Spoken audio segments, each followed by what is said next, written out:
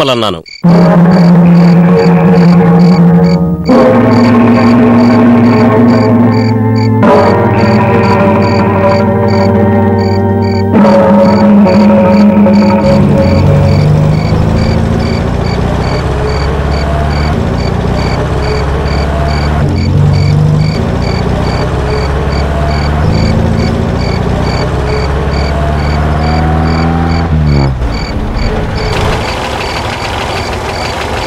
Driver reverse పోనీ.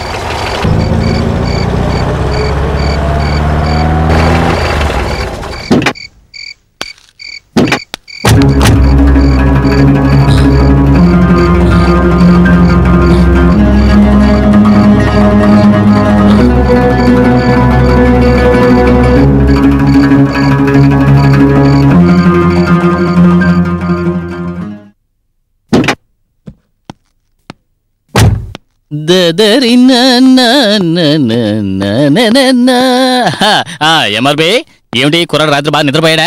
లేదు doctor, మేలుకునే ఉన్నాడు. పడుకోకుండా రాత్రి అంతా ఏం చేస్తాడట? లంకంత కొంప కట్టావు, హ్యాపీగా పడుకోవచ్చు కదా. ఒట్టి దద్దమ్మలా ఉన్నాడే. లేచాడా? ఎందుకయ్యా నీకు ఈ గొడవలు? ఏమీ తెలియని అమాయకులా పడుకున్నాడు చూసావా అఖండు.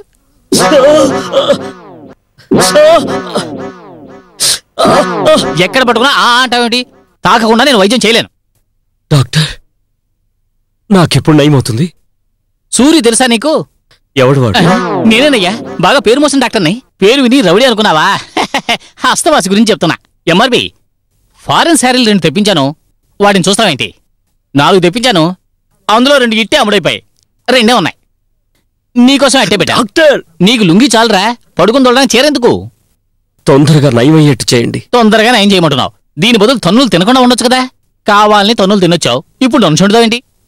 నన్ను కొట్టిన వాళ్ళు అందరినీ నేను ఉతికి పరేయాలి. ఈ రోజు 4, 19వ తారీఖు వరకు వాళ్ళని ఏమన్నా చెయ్యాలనుకుంటే కల్లో మాత్రమే చేయగలవు. 15 రోజుల వరకు నోరు మూసుని అలా పడుకునుండు. అయ్యయ్యో, ఏంట్రా ప్రశ్న? కొబ్బరిగా కుట్టినట్టుగా ఇలా చితకొట్టే సరే. నువ్వింతకీ వాళ్ళని ఏమన్నా ఏమిటి? ఘాటుగా ఏమన్నా అన్నావా? ఎంఆర్బి ఇదిగో ఈ పెట్టి తీసుకెళ్ళి కారులో పెట్టరా.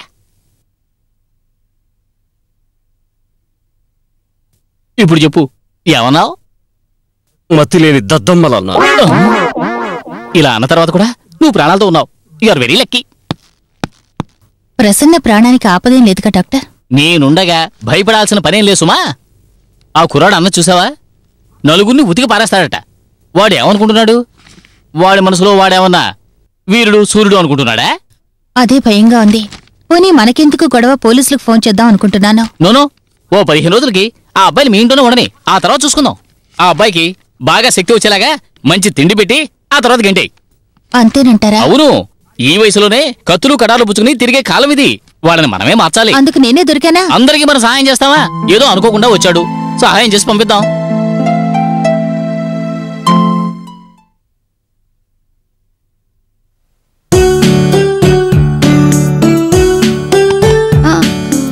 Good morning teacher. ఏమిటి? సంగీతం నేర్చుకోవడానికి వచ్చాను. అది నాకు తెలుసు, అటెందుకు చూస్తున్నావు? ఆయన పేరేమిటని తొంగి చూసి తెలుసుకుందామనా? ప్రసన్న. ప్రసన్నానా? ఈ బెంగళూరా?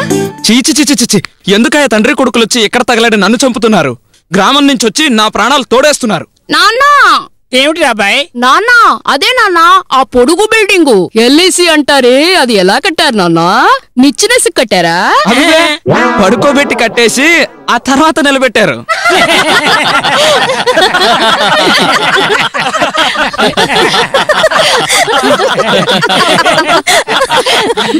మీ అబ్బాయి ఒకటి మంకీ బ్రాండ్ లాగా ఉన్నాడు. వట్టి తుంట్ర పిల్లాడండి, ఎప్పుడు చూసినా ఏదో ఒక అలర్ చేస్తూనే ఉంటాడు.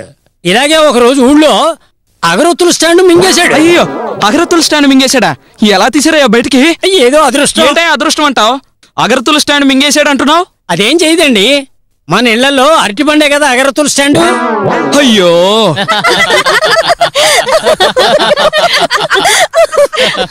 తోలపాకు తీసావు, తిన్న వెంటనే అది వేసుకుని పడుకుంటావా? చంపేస్తాను. నాకు కొంత కాలక్షేపం కావాలి. ఇద్దరు కూర్చుని పేక ఆడుకుందాంరా.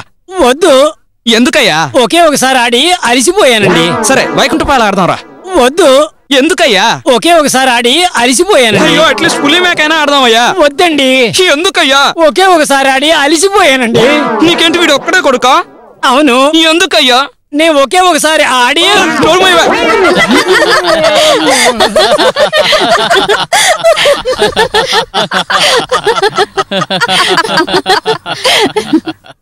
అవును, మీరు పల్లెటూరు నుంచి వచ్చారు కదా, దెయ్యాలు భూతాలు లాంటివంటే మీకు భయం లేదా? మాకు అట్లాంటిది ఏమి లేదండి. ఎందుకంటే అంత అలవాటు అయిపోయింది కదా. అవును, మీకు దెయ్యాల మీద భూతాల మీద నమ్మకం లేదా అండి? నాకు అసలు బొత్తిగా భయం లేదు. ఏ? ఎందుకంటే నేను చనిపోయి 5 ఏళ్ళైందిగా.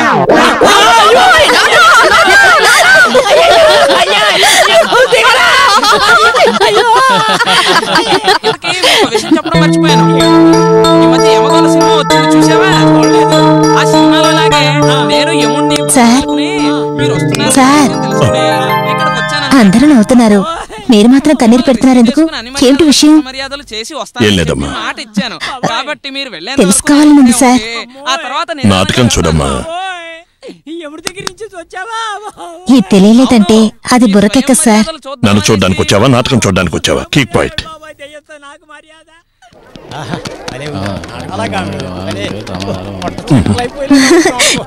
డ్రామా ఎలా ఉంది సార్? బాగుంది కదా? ఎందుకు ఏడ్చారో ఇప్పుడైనా చెప్పండి sir. Hello mister Mahendran, drama ఎలా ఉంది?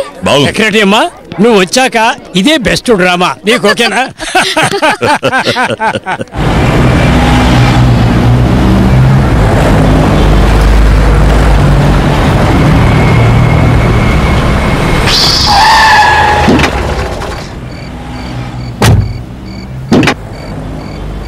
ఏమిటయ్యా? ఏమైంది? టైర్ పంచర్ అయింది సార్, మారుస్తాను సార్.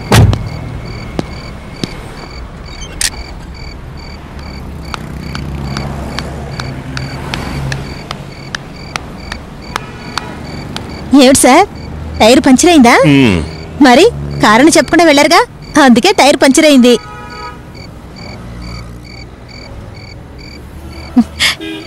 ఇది నా పని. టైర్ కింద మేకు పెట్టాను. ఇప్పుడు చెప్పండి సార్, ఎందుకు ఏడ్చారు? మీరు చెప్పకపోతే ఈ టైర్ లాగే నా తల కూడా పగిలిపోతుంది. అబ్బా నవ్వేశారు. చెప్పండి సార్. డ్రైవర్, టైర్ మార్చి బండి తీసుకురావయ్యా. రండి సార్, మాట్లాడుకుంటూ వెళదాం.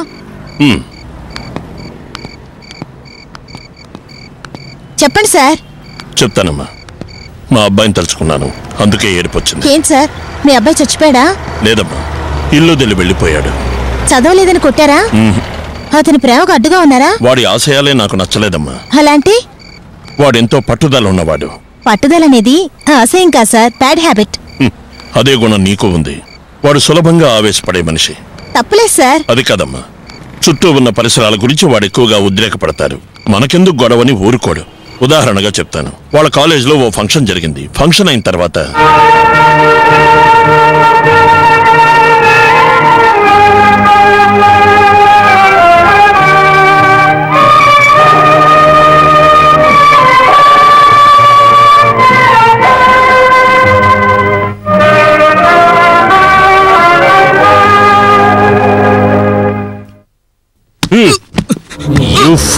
పాడింది జనగణమనరా, డిస్కో సాంగ్ కాదు.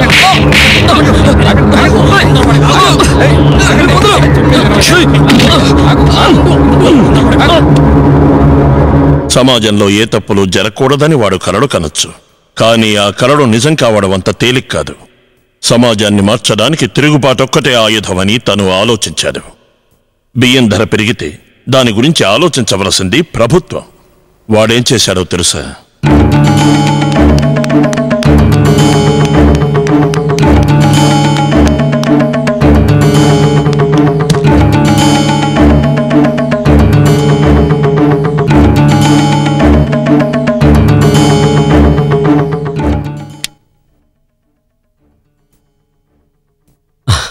ఏంట్రా, ఏం చేసి పరిగెత్తుకొచ్చావు? బియ్యం రేటు పాపం పెరిగినట్టు పెరిగిపోతోంది. అందుకని బయటూరు నుంచి వచ్చే లారీని ఆపి దాంట్లో ఉండే బియ్యాన్నంతా అక్కడున్న పేదవాళ్ళకి పనిచేశాను. ఓహో, పోలీసులు రాలేదా? వాళ్ళొచ్చేలోపు ఆ లారీని తగలబెట్టేసి పారిపోయాం. You dirty scoundrel. మీరు తిడుతున్నారు, కానీ పేదలందరూ మమ్మల్ని దీవించారు. లారీ కాల్చినంత మాత్రాన బియ్యం రేటు తగ్గుతుంది.